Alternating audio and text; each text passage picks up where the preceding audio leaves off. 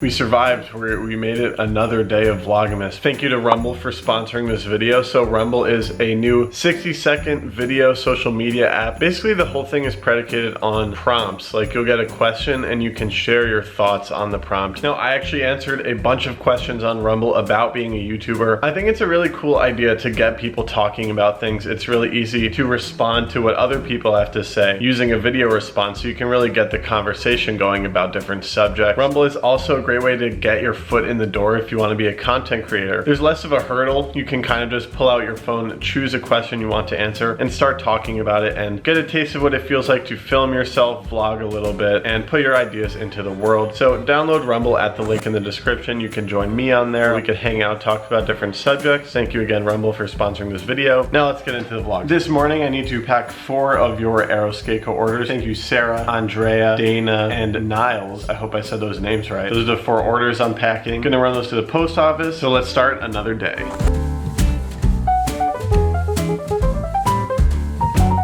And in this video, I wanted to talk about how I get around in New York City some of the times, which is with my boosted Mini X. I've done actually just almost 300 miles on this thing. I do have a lot of thoughts on it that I want to share with you guys. And I think what makes my opinion unique compared to most of the reviews on YouTube is that I do think having this background gives me a unique perspective on the boosted board. I have so many great things I want to say about the boosted Mini X. I think it has kind of changed my life in terms of getting around in New York City. I want to show you the first kind of inconvenience, which is specific to my situation, and it's how much stuff I have to carry around. So I've got this backpack on, and I do have to somehow bring my skateboard because I'm usually taking this thing to a skate park in New York City. So typically what I do is I actually just hang on to it like this. Now this does work pretty well. The only kind of annoying part about it is actually walking my boosted board out of my house and onto the street, opening doors to get into coffee shops, etc. Because I'm kind of like lugging these 2 boards around, and when I want to open a door, like here's an example. So yeah, it's a bit awkward, and this thing is heavy. Another thing is I do like to sneak one earbud into my ear. I'll use the Google Maps biking directions, which will tell me the safest route based on what has the most bike lanes and bike accessible roads, etc. Okay, let's bounce.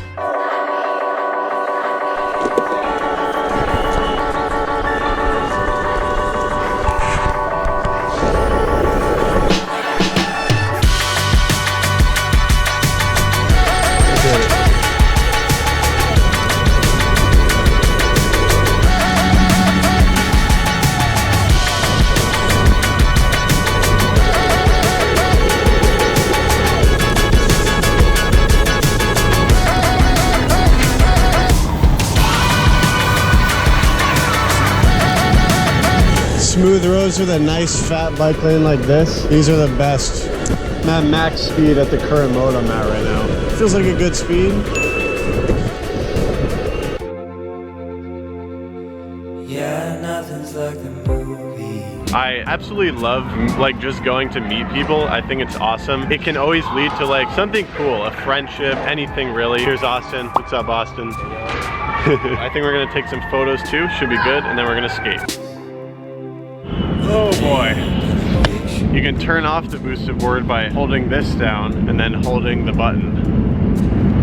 My absolute favorite thing about the boosted board is that transportation in New York City, rather than being annoying or a hassle, is like its own event. It is so much fun to cruise through the streets. In terms of like the way it rides, how smooth it feels, getting over cracks and pebbles, everything is like perfect. As somebody who's used to this type of skateboard, all it takes is a tiny little pebble and I will go flying. With that as my baseline, like with these wheels, I feel like I can just cruise the crustiest, crunchiest streets in New York City. The boosted board is gnarly, guys. I think the mode I am on lets me go up to 20 miles per hour, and that's fast as hell. Part of me wonders, like, how do non-skateboarders just like buy a boosted board and like start sending it in the street through traffic and stuff? Like, I think it's kind of gnarly. I actually love riding at night. It feels like you're just gliding through the night, see the city lights. The remote works absolutely perfectly. I think the braking is very smooth. The reason I picked up the Mini is because I wanted it to feel more like the skateboard I'm used to. Don't get me wrong, it is still a different beast. This thing really does feel like a vehicle. Like, it's heavy as hell, and it's just a beast. I mean, you can really start just sending it, and it is honestly such a cool feeling to just be riding this thing in the New York City bike lane, kind of among that biker traffic, you know, squeezing through cars. We got Danny on the scene doing his daily vlog. What's up, man? I certainly think you can die on this thing. There are a lot of bike lanes, but sometimes you do have to yield into traffic because of bike lane construction or for any other reason. You know what would be wild? Like trying to take a whole boosted ride switch. So actually what I did was when I first got this thing, I took several laps around Prospect Park and just got used to this thing. Let's get warmed up and skate. And after this session, I'm gonna tell you guys what I think the biggest flaws of the boosted board are.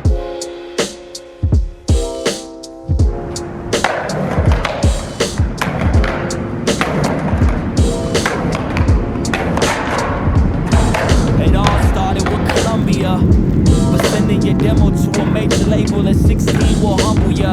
I opened the mail and stumbled upon a reply. Wow, warming up is not easy today. It is very cold. To get it open, I read it, they wondered why. They said they were not interested. I'm shocked they took out the. I came across this clip of my homie on Instagram doing a front 5-0 stall to switch crook stall. Might as well try it out. Doesn't seem too bad, and it'll be a new trick. Time to send me a letter back. The music was pretty whack. I kept it still all intact. I bet it matter of fact. 2 years later, Rockets with me said to put it on the map.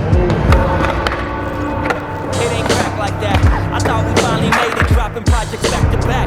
Talking this syntax, I was honestly confused why they were putting out the records that they chose to. Now it's like breaks over. We dropped a song a week. I learned so much from hanging with the guys over at Reach. But the grade was clear that we were way too underground.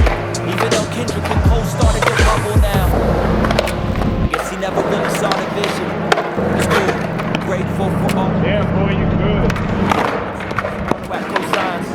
What do I know? I'm just trying to get mines. Back on my solo grind. Still trying to find a home. I couldn't sign to a label, so I started my own. Then I signed No type of run up for this rail, guys. What is this? Why? meetings now. Cause John finally. Homie, bit. Blue. These record company people must have me confused. We dodged a few bullets, but our friendship ain't make it through. The money changed us, if I'm gonna keep it true. It's an arrogant to think we could've done it on our own. Guess now we'll never know. Danny with the first front 50 on a quarter pipe. I didn't really do a full one though. That's an important trick though. See another one. Hell yeah. I learned a lot from Interscope. I learned a lot from Atlantic, the major label Advantage. Just making us believe we need their money to have a stab at it. Guess they never really saw the vision. Okay, hopefully I'm gonna get this. It's gonna be my last trick today. Switch blunt, pop in back to regular. I have only done this once and I kind of grabbed the nose, so I would be really stoked to learn this one. I think I'm starting to feel it. Signed to a label, so I started my own. I don't need your advance, cause that's really alone. Use my own cash flow, my masters of my own. Next y'all get 20/80, how about like 80/20?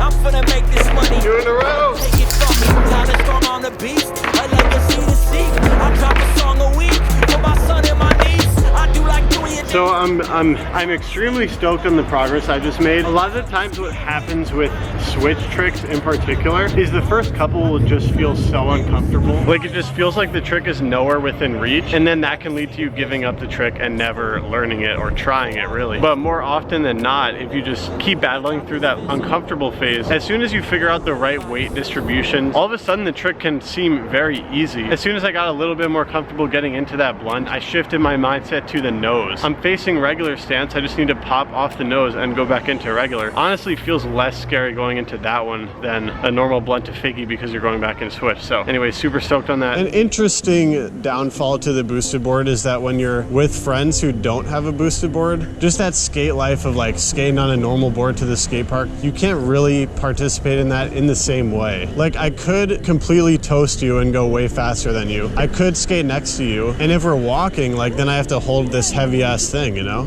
I got one too, bro. Toasted. All right, man, take it easy.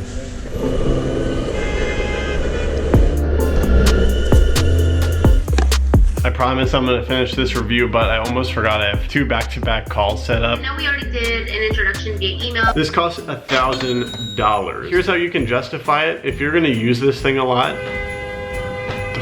dude.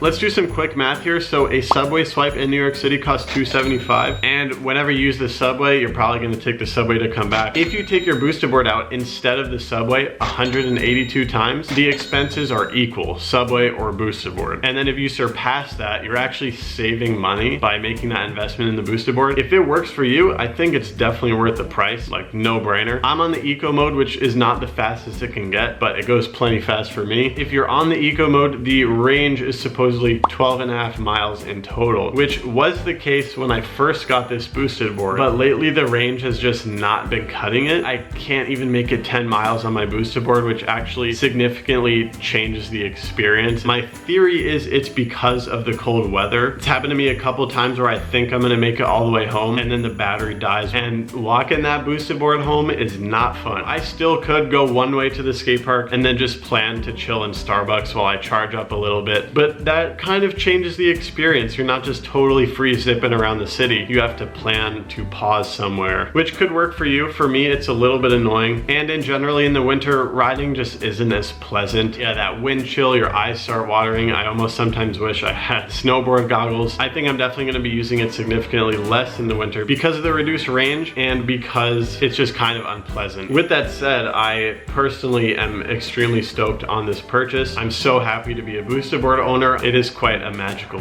feeling, and I really wouldn't give it up. Anyways, that's it for this video. I'm going to buy myself Chipotle because I freaking deserve it for doing these daily uploads. Can't believe I have to edit. Jesus Christ. See you guys tomorrow. It's cold, dude.